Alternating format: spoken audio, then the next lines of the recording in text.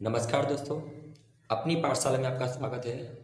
आज हम the present continuous tense के WH वाले वाक्यों को कैसे बनाएं वो समझेंगे। उससे पहले WH वाले वाक्यों का मतलब क्या होता है, चलिए पहले वो समझ लेते हैं। तो आप देख सकते हो यहाँ लिखा हुआ है हु मीन्स कौन। हु का उपयोग हमेशा व्यक्ति के लिए होता है। यहाँ लिखा हुआ है वॉट मीन्स क्या। वॉट का उपयोग हमेशा वस्तु के लिए होता है। यहाँ लिखा हुआ है वैन मीन्स कब। वैन का उपयोग हमेशा समय के लिए होता है। यहाँ लिखा हुआ है वेयर मीन्स कहाँ। इसका उपयोग हम जगह के लिए कर सकते हैं।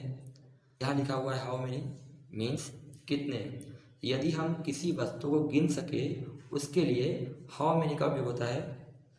यहाँ लिखा हुआ है हाउ मच मीन्स कितना। यदि कोई वस्तु ऐसी है जिसे हम गिन नहीं सकते, जैसे शक्कर हुआ, चावल हुआ, पानी हुआ, दूध हुआ, तो उसके लिए हम हाउ मच का उपयोग करते हैं। ध्यान दीजिएगा, यदि रुपए की बात आए तो भी वहाँ हाउ मच का उपयोग ही किया जाएगा। यहाँ लिखा हुआ है विच यानी कौन सी या कौन सा। यदि कोई वस्तु विशेषण के रूप में है, जैसे वो वस्तु काली है, नीली है, हरी है, पीली है, खूबसूरत है, तो इसे विशेषण कहते हैं। उसके लिए हम विच का उपयोग करेंगे। तो चलिए अब हम WH वाले वाक्य बनाते हैं। कैसे बनते हैं तो चलिए उसे देखते हैं। तो आप यहाँ एक उदाहरण दे सकते हैं। उदाहरण कुछ इस प्रकार है, लिखा हुआ है Sanjay is going to Ahmedabad. ध्यान दीजिएगा, इज गोइंग लिखा है, इसका मतलब ये प्रेजेंट कंटिन्यूअस टेंस है। यहाँ दिया हुआ है वेयर का मतलब है कहाँ, यानी वेयर का उपयोग जगह बताने के लिए होता है। यदि हम वेयर का उपयोग करेंगे तो जगह नहीं लिख सकते, तो लिखा है वेयर, यहाँ लिख दिया वेयर। उसके बाद सहायक क्रिया बताता है तो इज, सब्जेक्ट आएगा संजय। गोइंग टू अहमदाबाद लिखा है तो सिर्फ गोइंग आएगा, क्योंकि टू अहमदाबाद तो जगह का नाम है। ठीक है, जगह से पहले टू लिखा होता है। यदि जगह ना आए तो टू भी नहीं आ सकता, तो बोलेंगे वेयर इज संजय गोइंग। तो चलिए हम पहला वाक्य देखते हैं। Ankit and Pooja are singing a song. यहाँ लिखा हुआ है हु। आपको पता है हु यानी कौन, और ये व्यक्ति के लिए होता है। यदि हम हु का उपयोग करेंगे तो व्यक्तियों के नाम नहीं लिख सकते, तो ये हु का उपयोग जब हम करेंगे तो लिखेंगे हु। उसके बाद अंकित एंड पूजा को नहीं लिखा जा सकता, बाकी वाक्य को देखकर ऐसा कैसा लिख दीजिए, who are singing a song, और अंत में लिख देंगे क्वेश्चन मार्क। ध्यान दीजिएगा, ये क्वेश्चन मार्क गलती से आ गया है, यहाँ क्वेश्चन मार्क नहीं आना चाहिए। Geeta is writing a poem. ठीक है, यानी गीता एक कविता लिख रही है। यहाँ लिखा है वॉट यानी क्या, यानी कोई वस्तु। तो हम देख सकते हैं अब पोएम एक वस्तु है, वस्तु की तरह ले सकते हैं, क्योंकि अगर हम बोले गीता एक कविता लिख रही है तो हम पूछे क्या, तो क्या के लिए हम ऐसा पूछ सकते हैं कि वो क्या लिख रही है। तो जब वॉट का उपयोग होगा तो अब पोएम नहीं आएगा, तो हम बोलेंगे सबसे पहले वॉट। जब भी हम WH शब्द लिखते हैं इसके बाद हमेशा हेल्पिंग वर्ब आता है, यानी इज आएगा, इज लिख दिया गया। अब सब्जेक्ट हो तो उसे लिख दीजिए, तो लिखेंगे गीता, उसके बाद लिखेंगे राइटिंग, और अंत में आएगा प्रश्नार्थ चिन्ह। तो चलिए तीसरे प्रश्न को हम समझ लेते हैं। तीसरा प्रश्न कुछ इस प्रकार है, मोना इज ड्राइंग अ रंगोली, यानी मोना रंगोली बना रही है। यहाँ लिखा है हु का मतलब होता है कौन, यानी व्यक्ति के लिए। यानी हु लिखेंगे तो व्यक्ति का नाम नहीं आ सकता, यानी मोना का नाम नहीं आएगा, तो हम लिखेंगे हु। इसके बाद आएगा इज ड्राइंग, उसके बाद अ रंगोली, और अंत में आएगा प्रश्नार्थ चिन्ह। तो हम इसको इस प्रकार पढ़ सकते हैं, हु इज ड्राइंग अ रंगोली। रंगोली कौन बना रहा था, तो आंसर आएगा मोना। ठीक है, तो चलिए चौथे प्रश्न की ओर चलते हैं। We are walking in the garden, हम गार्डन में वॉक कर रहे हैं। और यहाँ लिखा है वेयर का मतलब कहाँ। यदि वेयर लिखा है इसका मतलब कहाँ, तो जगह का नाम नहीं आ सकता। यहाँ जगह लिखिए द गार्डन, यानी द गार्डन नहीं आएगा। अगर द गार्डन नहीं आएगा तो उससे पहले उपयोग किया जाने वाला प्रपोजिशन भी नहीं आएगा, यानी इनका उपयोग भी नहीं होगा। तो चलिए इस वाक्य को बनाते हैं। यहाँ लिखा है वेयर, उसके बाद सहायक क्रियापद के रूप में आर आएगा, तो हमने लिख दिया आर। इसके बाद आएगा कर्ता, तो हम लिखेंगे वी। उसके बाद आएगा वॉकिंग।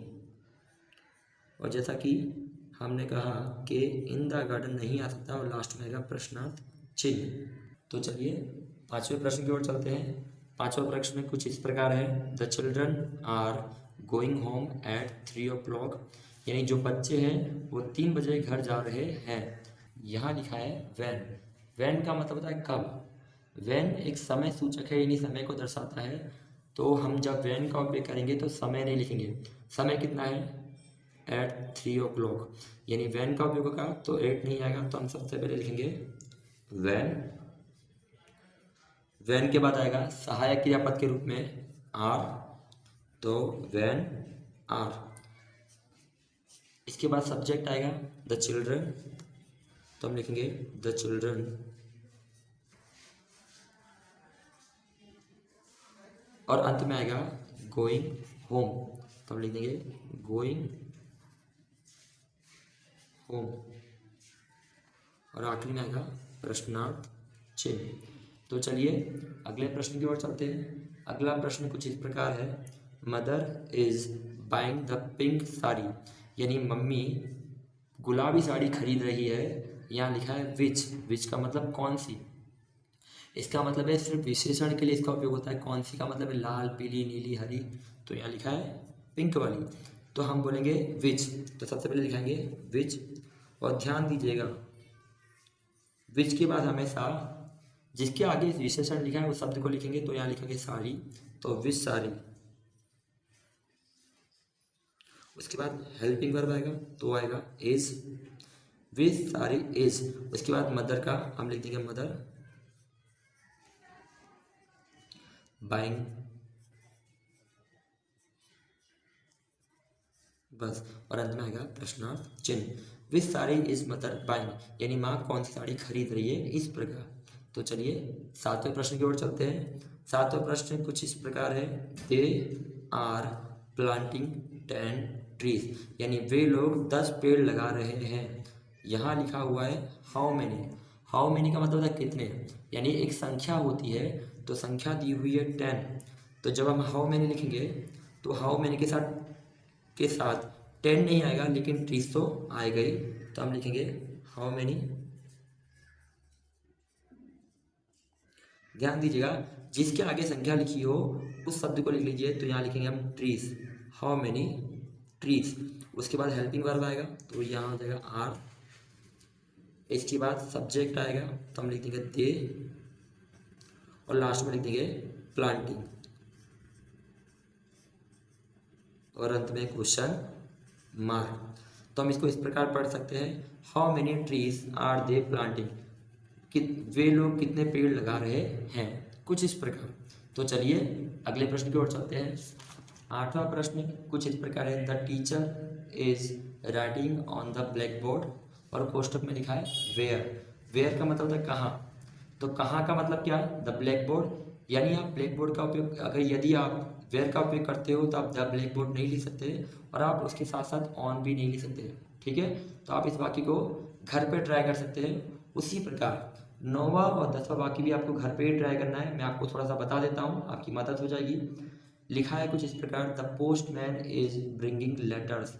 यहाँ लिखा है वॉट। वॉट यानी क्या, तो उसके लिए कोई वस्तु का उपयोग होगा, तो यहाँ लिखा है लेटर्स, यानी वॉट का उपयोग होगा, तो आप लेटर नहीं लिख सकते। ठीक है, इस प्रकार वाक्य को बनाएंगे। और इसी तरह 10वां वाक्य भी देख लेते हैं। 10वां वाक्य कुछ इस प्रकार लिखा है, Ankit and Manan are staying in a hostel, यानी अंकित और मनन हॉस्टल में रह रहे हैं। यहाँ लिखा है वेयर। वेयर का मतलब कहाँ, तो आप देख सकते हो हॉस्टल लिखा है। यदि आप वेयर का उपयोग करोगे तो हॉस्टल नहीं लिख सकते, और इससे पहले दिया हुआ जो प्रपोजिशन है इन, उससे भी लिख नहीं सकते। तो आप इन 3 वाक्यों को लिखिए और मुझे आप कमेंट कर सकते हो इसका आंसर क्या होगा। आपने मेरा वीडियो यहाँ तक देखा, उसके लिए धन्यवाद। हम अगले वीडियो में जल्दी ही मिलेंगे।